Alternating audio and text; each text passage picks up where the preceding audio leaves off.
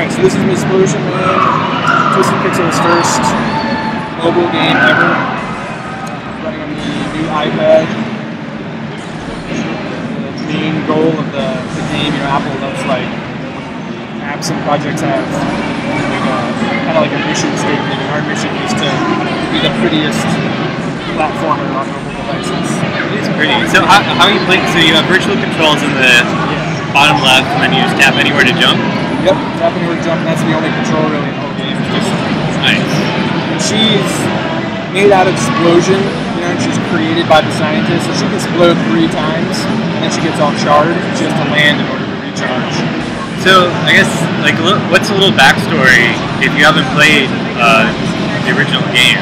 Yeah, so the original first game that we made was called Splosion Man. Launched in 2009, and that game was just basically about a character that was created by scientists on accident, and he's just trying to escape, and he's like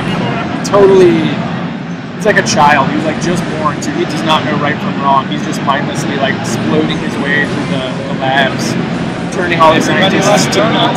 I saw that. He loves birthday cakes, so he's just looking for birthday cake in every level. What? Beginning of this game, you see that the scientists finally find a way to capture Splosion Man, kidnap him and take him away. But they accidentally knock over some champagne when they're celebrating, and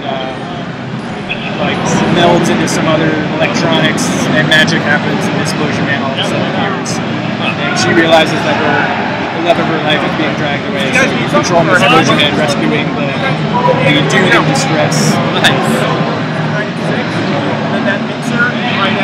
So this is the first boss you get encountered right away at the beginning of the game. This is the Mighty Eternal. He was the boss, one of the bosses in the first Splosion Man.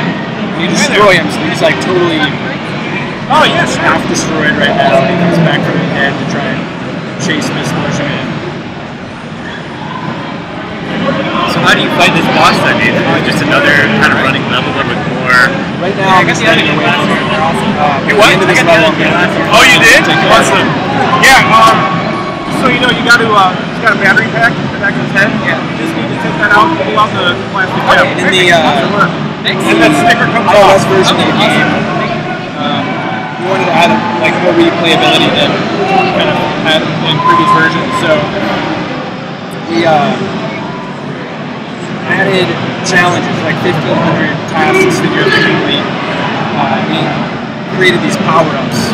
There's a sub-menu of 6 power-ups that you can buy with in-game tokens and then use.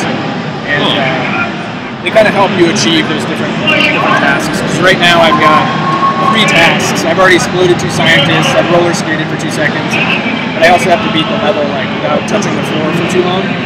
So some of the power-ups will help you do that. It's kind of neat. So do those always rotate? Can you?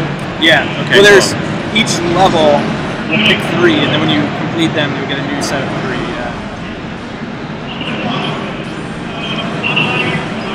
We have grand visions of supporting the game with more updates, new features, and we want to bring multiplayer, 4-player co-op to the game. And hopefully, if the game does well, we'll be able to bring 4-player co-op.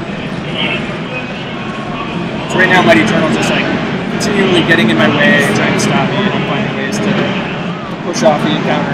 The production values of this are insane for an iOS game. I mean, it's really good. Thanks, really appreciate that. That's kind of the goal of this project, was to take all of the kind of high-end content that we made for console, and high poly count models, a lot of minimal map textures and shaders, a lot of really high-end stuff going on.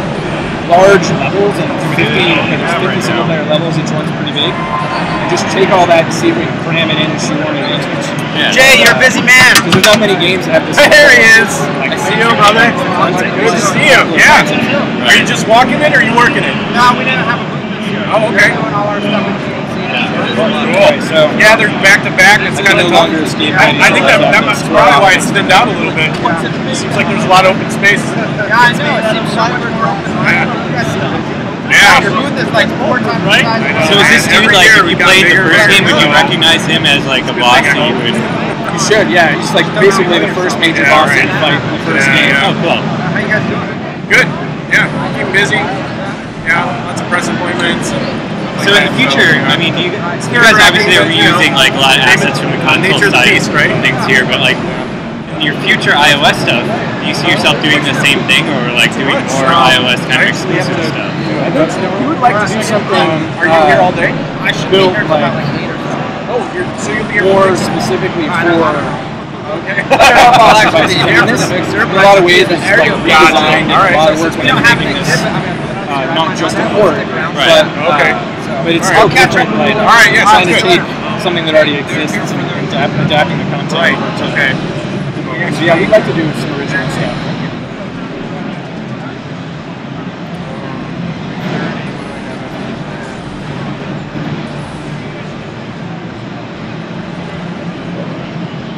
I think what's so attractive about Can you this go project is just after these guys? I don't know, like just the amount of content that's here. Today and That tomorrow. works for like an Xbox Live Arcade game, but when are you free on Sunday? Like, I don't know. I don't really know. Like Bastion's a great example of a game that did the same Right, similar yeah. thing and worked really well. There's not many other examples of that, so I think it kind of resonates. Yeah, I'm open. I mean the difference is I feel like even on iOS Bastion was a game that you like. I still felt like you need to play with a controller. Whereas this is like really natural what fits in with iOS. Oh, okay. Well, even when we were making this originally for Xbox, we're like, holy crap, this is like basically one button, Yeah. left and right. This easily adapts to touch.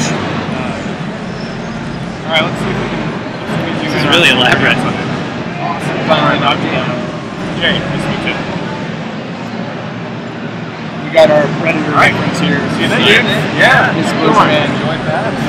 Moves over and talks to what he is. Yeah, I know. I haven't even had a chance to put it out there yet.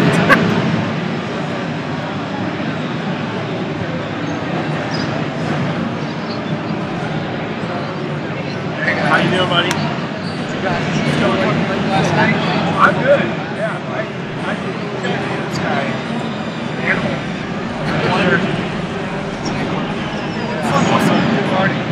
So you'll see here that it gets scored, and then I can see. Apparently did not stay off the ground long enough. Seems tricky. Yeah. Cool, dude. Well, this looks awesome. what are you talking